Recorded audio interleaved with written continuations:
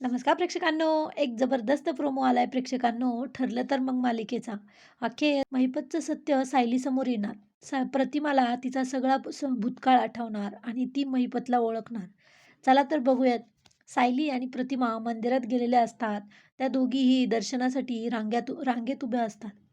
तर प्रतिमाला तिथे महिपत दिसतो आणि तेवढ्यात सायलीला फोन येतो. म्हणून ती फोनवर बोलायला म्हणून लांब जाते.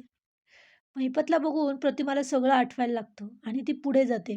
ती त्याच्याकडे बघत असते. तो तो प्रतिमा पुढे आरती करतो. प्रतिमा आग बघून अजूनच घाबरते आणि म्हणते, "तू, तू."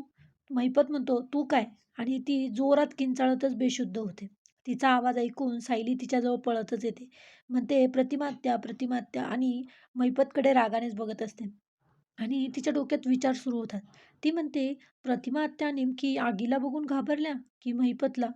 आता सायली नक्कीच या गोष्टीचा शोध घेणार की महिपतचा प्रतिमा आत्याशी काही संबंध आहे का? तुम्हाला काय वाटतंय? नक्कीच कमेंटमध्ये सांगा आणि प्लीज आपल्या व्हिडिओला लाईक करा आणि चॅनलला सबस्क्राईब करा.